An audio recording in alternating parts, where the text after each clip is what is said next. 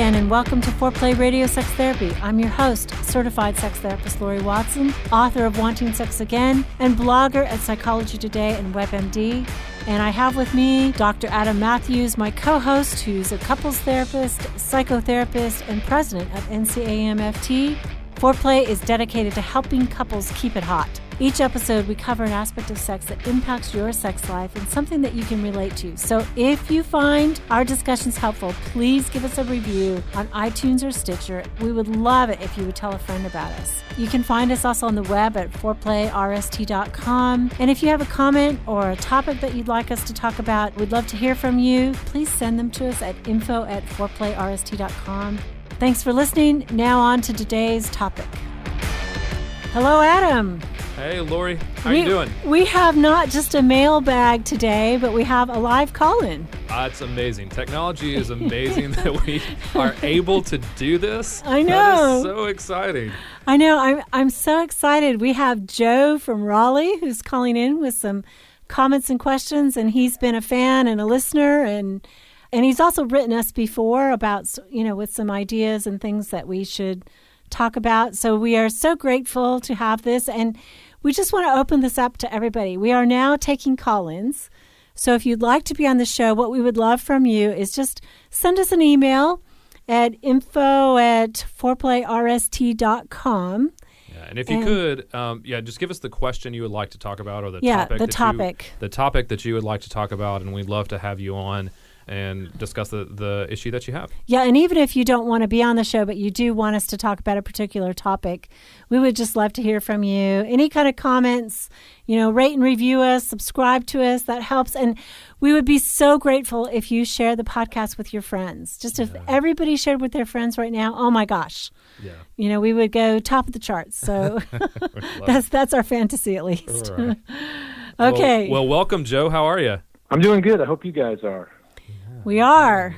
So tell us kind of why you're calling, Joe, and what you want to talk about today. Well, I'm calling because you offered me the opportunity, and I've been listening to some of your podcasts. I probably listened to half of them, I would say. Oh, thank you so much. No problem. I usually listen while I'm out walking, so it's a good way to have some time of thinking about different things. So one of the reasons I was interested in talking to you is a couple things you guys had mentioned in recent podcasts that kind of piqued my interest. One was you talked about the need for a man to keep pursuing his wife once the courtship ends and the marriage starts. Yes. That there was a great need for this to continue during the life of the marriage. And I would agree with that. I think it's important, too, that the woman has to be willing to accept that pursuit.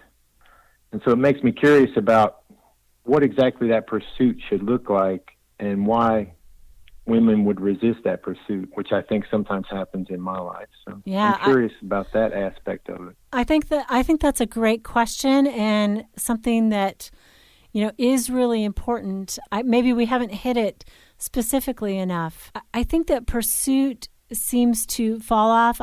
Oftentimes when we get married, we think, I did all that work, right? I did it all in dating, and so now I'm just get to reap the fruits of the 9 months that I dated you.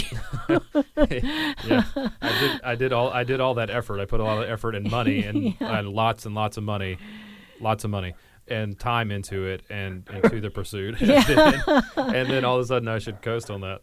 Are there any things that you've found that work better than other things, Joe, in your own marriage? I mean, I try to pay attention to my wife's things that make her happy and the things that her love language, if you will. I know that she really needs, as part of her feeling good, she needs verbal reinforcement about different aspects of life. Mm-hmm. When she does well or does good or when I'm happy or those kind of things. And so I make sure that I keep that part of the language going. I send her notes sometimes, or I bring her flowers unexpectedly, or take her out for a date, of course, which I think is critical to keep doing. Right. Sometimes, if we're alone, sometimes I might flirt with her a little more sexual nature. If we're alone or in the right situation, those kind of things. But you're employing sort of a multi-strategic plan here. I mean, you're paying attention to what her big love language is, right? Which is a sense of praise and appreciation for what she's done and what she's accomplished. And then you've said that you spend time with her, you go out on dates. You're really Absolutely. employing gifts. You bring flowers, which I cannot overestimate. I don't know. Flowers are just so cool. It's like such a frivolous pleasure, to have those flowers sitting on the corner of the counter. Yeah. It's like every time I look at them, I think my husband loves me. It's good one. And by the way, there's a florist in Raleigh, the English Garden, who will put together a husband package. Basically, you give them a budget, tell them the dates, and you're done for the year. for the whole year, you're planning it out. That's pretty cool. I'm plugging the English Garden. So you're doing all these things, and how did you come to know that, this is really important to keep sewing into the relationship? Like a lot of people get focused on their daily life, and what prompted you? Was that something that was modeled for you as a child by your own dad, or? It was two things, really. It was modeled by my father. I grew up in a house where my parents were married at a young age, and they continue to be married now. They're well into their 80s. Oh, that's awesome. And I saw that modeled often by my father, who one of the things he used to do was every year that he earned a bonus, a portion of that bonus went to buy my mom a piece of jewelry. Oh. And so he always brought home a piece of jewelry that he knew she would really like in the years that he was able to earn a bonus. That is awesome. But he just always did those kind of things to try to keep keyed into her. Mm-hmm. So you saw it demonstrated, and you saw the effect, right? Longevity in relationship. And you said there was something Correct. else that you decided to do this. Because when I was a little bit younger and I was married to the same woman, but we hit this really long stretch of kind of like a physical estrangement. Uh-huh. And it was kind of like trial and error and thinking and reading and trying to figure out, one, how we got into the physical estrangement, and two, how to get out of it or how to get her more interested again. Yeah. Mm-hmm. So does she respond to the pursuit, Joe? Does she let you know that's important to her? Yes. Most of the time she does. Not always. Mm-hmm. Yeah. And so the question on your mind is whether it's being effective. Yes. And I mean, it is, for me, most of the time it's effective. I mean, we have a fairly active sex life, and we stay connected physically as well as emotionally and in other ways. Yeah. And so we really have kind of been in a stretch for the last probably 7 or 8 years where things have been really good. Good. That's awesome. But sometimes you notice her resistance, and I would say a lot of men out there notice their wife's resistance to their overtures. And maybe we should talk about that a little bit. And I would say this is not gender specific, right? Because a lot of women also pursue and intentionally, Adam's favorite word, intentionally, think about how to love their partner, not just to get into bed, but to overall, enhance the relationship and create a loving partnership. But certainly I think that we want that spillover to end in a romantic passion as well. Yeah. Well, and I think it a lot of times falls back to the pursuer-distancer piece that we've talked about numerous times, and a lot of times whether it falls on the man to be more of the pursuer or there's an expectation that he should be, even if that's not the case, that can complicate things. And so there may be times where he pursues and she withdraws, mm-hmm. right? And so that signals that she is not accepting of the pursuit itself, right? And there's a little bit of difference here in what we're talking about, because we're talking about a thing of how men. To me, it's about how men make their partner a priority in their life, mm-hmm. right? Or saying that it is. A lot of times, what I find is the pursuit is rejected because it doesn't feel like it is about her, like it's not about. It's not putting her first, right? And that often... it's about what he can get out of it. Right. It's like, I brought you flowers. Why aren't you in bed with me tonight? Exactly. Yeah. Exactly right. But I think what Joe said, what I really like is his father's example was that he kept Joe's mother in his mind.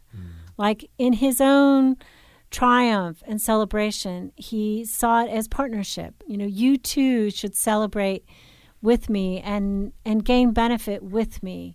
I mean, I think that that's some of what is so important to women about sexual pursuit is if it's just like a means to an end, right? There's something that's transparent about that. You're doing this to get something, and it's not a free gift. And so women can tend to feel manipulated by that. Right. And I think, too, there's two parts of that. There is a part of where if men are pursuing, expecting the result to end in sex all the time, that gets a little tiring for the relationship. That wears out the relationship. But there's also a thing of where I think maybe it's cultural, maybe it's how they grew up, but there are times where women feel like put that on to men, like the assumption that anything that they do, any touch, any gift, any kind word is an effort to get them into bed, right? Right, and then they start to reject that. Yeah, they automatically reject that effort when, for a lot of men, that's not the end goal. They want sex. Sex is good. We want to have more sex. But it's not necessarily that every single touch or every single gift or every single kind word is solely motivated by that. And a lot of times that motivation is attributed to men incorrectly, I think. All right, it's not a blanket, like not every man is a hound, right? Not every man is just looking for sex all the time. I mean, I think it's important. Don't get me wrong. Like I think we think about sex more than women do, but we're not all just some women. Yeah, we're not all just perverts, just trying to get laid all the time. I think we can demonstrate care and concern for our spouse. And I think you're talking about the problem as our caller referenced. The long stretch of physical estrangement. There are sometimes things get caught into a power struggle, and so let's come back from the break. Talk a little bit about breaking that power struggle, how to think about it. And thank you so much for calling, Joe. We appreciate you listening to us. We're so glad that you could be our very first caller and you were brave enough to do it. Thanks a lot. And you're listening to Foreplay Radio Sex Therapy with sex therapist Laurie Watson and couples therapist Dr. Adam Mathews and our caller, Joe.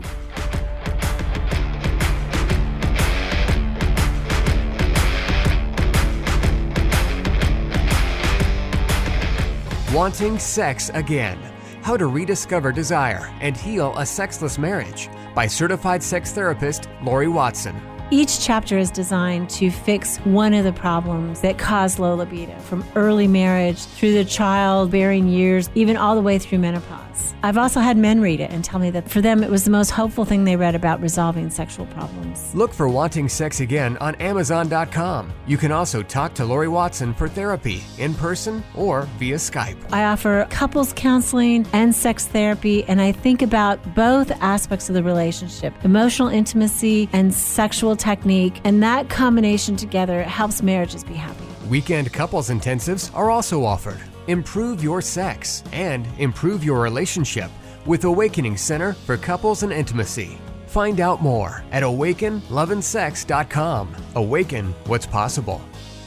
It is one of my great joys in life to be able to really help individuals and couples find strength in their relationships and really find hope again. Licensed marriage and family therapist Dr. Adam Mathews from Mathews Counseling. I work with a wide variety of issues, including depression and anxiety, marital issues, issues with adolescence. I believe that therapy should be designed around you, that it should be personalized to who you are and to your unique situation.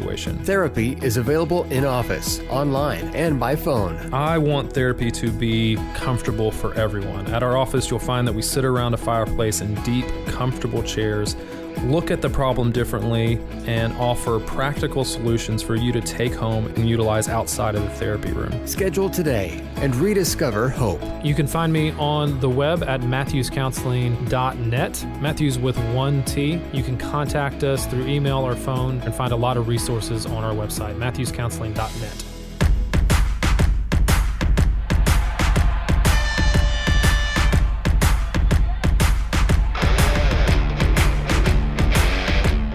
So we're back. Foreplay Radio Sex Therapy, and thank you, Joe. We want to talk about what Joe has asked us. Like, why does sometimes women seem to resist the overture, the romantic overture, or the gift of a love language, and it doesn't add to and contribute to a better overall or a better sexual relationship? And I would say this truly goes both ways. Yeah, it absolutely does. But I think for men, the thing we were talking about at the end there kind of does play a part in that a lot of times men's efforts are seen as just trying to result in sex and just get laid, as opposed to efforts just being about caring about our partner and caring about her as an individual and prioritizing her. And a lot of times you do all of those things. I think that's what Joe was doing, a lot of good things. Yeah. That just sounded so, just like when he talked about not going through a physical estrangement and not giving up on that, like doing a lot of the effort to try to figure out how to make sure his wife felt cared for. Exactly. But a lot of times those efforts, when those efforts come up short, there can be a lot of frustration, right? Yeah, and I think that many times what I see is people expect a one-to-one correspondence. So I brought you flowers. Why are we not in bed, like I said? Or I took you out to a fancy, nice dinner, and we didn't have sex that night. Because you asked for a fancy, nice dinner. I did that. I complied. Right. And now we're not having sex. Or they're saying, I took out the garbage like you've been nagging me to do, and now I do all these things. And it still hasn't turned our sex life around. And so what is happening in this coupleship? And I'm sure a lot of people out there are relating to this. Like, oh, absolutely. I have men tell me all the time, Laurie, I would stand on my head. If that's what it took to make her want to have sex, I would do whatever. I don't want to just have sex for me. I want us to have sex together. I want sexual intimacy. I like emotional connection, but I can't seem to get her there. No, I've done all the tricks, and now I feel stymied, and I feel like giving up. And I would say, like, one of the first things I would say that has to be addressed there is the idea that I've done all the tricks. Like, there is an implicit thing there that still says that it's about sex, right? Or that I'm trying to solve this problem. And it's a paradox, really, because you're not taking the need that he has for sex is important, and that has to be addressed as well. But it can't be manipulative. It can't be I'm doing something to get something else, even if it's I'm doing all these good things for her to get something else, because it still feels that way. It still can come across as manipulative. I mean, ironically, it can't be quid pro quo, right? Yeah. I can't give you enough of something so that you will give me something in return, because if you give somebody a gift, any kind of gift, praise, time together, an actual gift, and you have an expectation, that is, you can smell that. And likewise, if your partner gives you sex back because they owe you for your gift, that sucks too. Yeah, nobody wants payback sex, or not all the time anyway. I mean, maybe you take sex because you don't have it enough and you'll take it as it comes. But I mean, really what we want is somebody who desires us, somebody who desires to be with us. I mean, much more than reciprocity, we want somebody who wants sex and finds a way to be erotic in and of themselves and wants to be sexual with us, right? Yeah, and I think this goes back to just care for the other person, right? I mean, you're doing those things, the things that they're asking you to do, because you want them to feel loved and cared for. Yeah. Right? I think that's the motivation that it has to spring from. And a lot of men, I think, feel like they're giving up sex if they're doing those things and not demanding sex in return or not expecting sex in return. But really, you're going much further to getting what you want when you do it from a place of just saying, I love you. I care about you. You feel loved and cared for when I take you to a nice dinner. You feel loved and cared for when I buy you gifts, when I verbally praise you. That's how you feel loved and cared for. So I'm willing to do those things, not because of what I can get, but because of my care and affection for you. Right. And I think we have to separate out the arguments. Yes. The argument about sex, obviously, in some ways, sex is a place that is very fragile and often is the area that the power struggle is played out on. Yeah. I don't think that most women withhold consciously, right? But oftentimes when there is not enough exchange, when people don't feel like they're getting enough from the relationship, they unconsciously do things that balance the scales. Yeah. And so sometimes it's true that the power struggle, I'm not saying she says, well, you haven't done enough for me, so I'm not going to give you sex. It doesn't form in the mind that way. It forms in a woman's mind more like she feels flat in desire. It's really underneath the surface. But it's a big problem because, our especially if we're married, right? Our commitment is to fidelity. Right. And so this is the only place we have decided that we can get sex for most of us who make that commitment. And so how do we go about changing the power struggle? One way to frame it is the pursuer-distancer, like you were talking about, Adam. And if you think about it, how is the pursuit pressuring things in a way that is making our partner run away? And are we truly answering their pursuit of us? You know, the most typical thing I see is the man who is not present and uninvolved emotionally. That's the way he abandons her. He's not also conscious of it. I mean, it could be payback on his part too. Well, you don't give me sex, right? So why should I listen to you? Why should I care about your day? Why should I care about the girls in the bridge club or the girls on the tennis team or your boss's conflict or your struggle with the children or whatever? Why should I care about that? You don't care about my deepest problems. And so they don't listen. They don't give back. I mean, that power struggle thing goes both ways. Yeah. Well, I think so. In some ways, that has to be abandoned. And I think that's part of what we're talking about, of trying to move into a place where you're not doing things to get something else out of the relationship. That you're taking responsibility to meet your partner's needs and doing that from a genuine place, and not stopping because they don't give you back one of those things. Yeah. You know, I think Joe asked a question during the break about how does he help his spouse see that not every action is motivated by sex, right? Or the desire to get sex, because that's what I hear that from a lot of women as well. All he wants is sex, and she interprets, like we talked about, she interprets every move. She misinterprets it. She misinterprets and denigrates it. Yeah. And so I think to begin to kind of shift that, there have to be things that happen. You have to meet her needs, and pursue her, even when she doesn't reciprocate with sex, right? And too often, I think men stop, right? They don't see that one-to-one benefit. They don't see that one-to-one effect, and so they accept the no, but they turn away. Like they turn away from trying to continue to pursue her, and I think that just reinforces that's the case. Right. Yeah, I agree with you, Adam. I think it's problematic. I'd like to spend a few minutes talking about it in a gender-reversed way. Like, what happens when the female really wants more sex than the guy?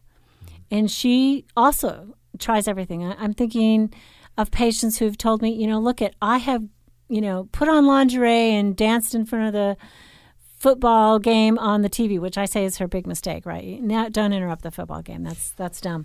But I mean, seriously, she's put on lingerie. She's fit. She's beautiful. She, keeps herself up. She, she's willing to do anything that he wants to do sexually, and he's kind of a stick in the mud, or he's not as interested. He turns her down. He rebuffs her. And he doesn't want sex. And this is, in many cases, men with adequate testosterone, but for whatever reasons are withdrawing and feel hounded by their wife's overtures. Do you have anything to say for those men, Adam? For those men? Well, I mean, I think in the context of pursuing, I think it makes pursuing really hard. I think when you say it makes pursuing hard, I think especially when it's gender reversed, women don't see themselves necessarily as the pursuer. They often are socialized to be the object, the one who's chased. And so when they are pursuing, my thing is that oftentimes women give up easier.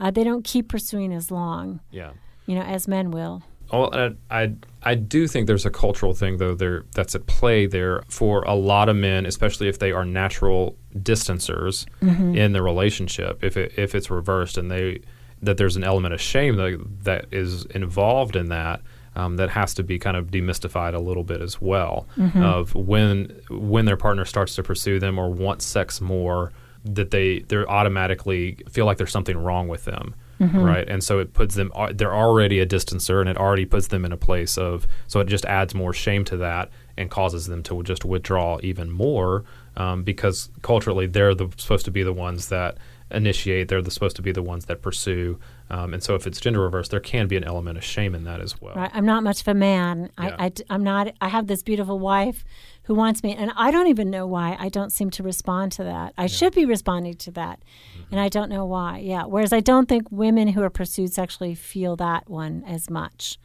But I think you've hit on something is for the sexually distancing partner, one of the answers is to really examine inside, what is it about sexual contact that makes me uncomfortable, that makes me avoidant? I've pledged myself to an alive sexual relationship, but I'm actually avoiding it. Is it because the actual sex isn't that good for me? I'm not getting the pleasure I need? Is it because I'm inhibited? I have all kinds of inhibitions, and men have just as many inhibitions as women do. Is it because I feel pressured in a way, and that makes me feel controlled? I really think that the distancing partner needs to examine themselves, why they slough off kind of the love language that their partner is showering them with. Why does it make them uncomfortable to receive? Is it they don't feel deserving? All of that is an inner thing to wonder about. And I think with the pursuing partner, the other thing is, am I really as attuned? Our caller sounded lovely, right? He sounded like he was attuned, and he had spent a lot of time and thought about how to love his wife.